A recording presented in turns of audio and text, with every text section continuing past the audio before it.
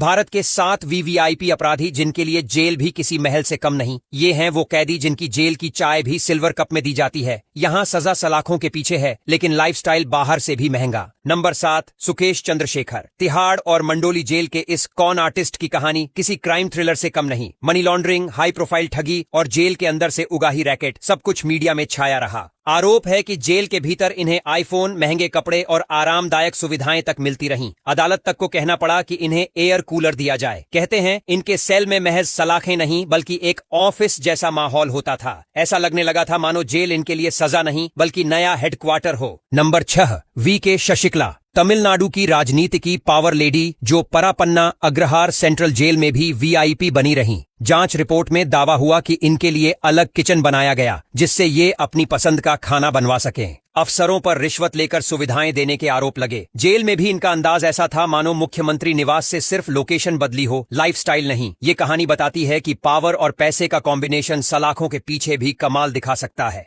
Number 5, Abdul Karim Telgi. हजारों करोड़ के stamp paper घोटाले का मास्टरमाइंड जिसने जेल में भी अपना रुतबा बनाए रखा। रिपोर्ट्स के मुताबिक इनके पास फोन चार्जर से लेकर आरामदायक सुविधाओं तक सब था। कहा जाता है कि जेल की सलाखों के पीछे भी ये नेटवर्किंग में माहिर थे और उनका सेल ऐसा लगता था मानो किसी बिजनेस सूट का छोटा वर्जन हो। जिनके स्कैम की रकम ही सैकड़ों हजारों करोड़ हो, उनके लिए जेल की दीवारें भी शायद बस बैकग्राउंड बन जाती हैं। नंबर 4, मोहम्मद शाहाबुद्दीन। सीवान का बाहुबली जिसके नाम से ही लोग कांपते थे। जेल में मोबाइल फोन बरामद होना, सेल्फी विवाद और वीआईपी मुलाकातों की खबरें लगातार आती रहीं। नतीजा, सुप्रीम कोर्ट ने इन्हें तिहाड़ शिफ्ट करने का आदेश दिया। सीवान जेल में उनका रुतबा ऐसा था कि लगता था जैसे पूरा प्रशासन उनकी मेहमानदारी में लगा है। ये मामला दिखाता है कि रसूखदार अपराधी के लिए जेल भी महज एक लोकेशन चेंज हो सकता है। नंबर 3, संजय दत्त। बॉलीवुड का मुन्ना भाई, लेकिन जेल में असली स्क्रिप्ट अलग थी। हथियार मामले में सजा काटते वक्त इन्हें बार बार पैरोल और फरलो मिली, वो भी ऐसे कारणों पर जिन्हें लेकर जनता में सवाल उठे। मीडिया में चर्चा थी कि इनकी जेल लाइफ बाकी कैदियों से कहीं ज्यादा आरामदायक थी, जिसमें वर्कशॉप ड्यूटी, अलग सेल और वक्त बेवक्त छुट्टी शामिल थी। फैंस के लिए ये हीरो रहे, लेकिन क्रिटिक्स के लिए ये वीआईपी ट्रीटमेंट का पोस्टर बॉय बन गए। नंबर 2,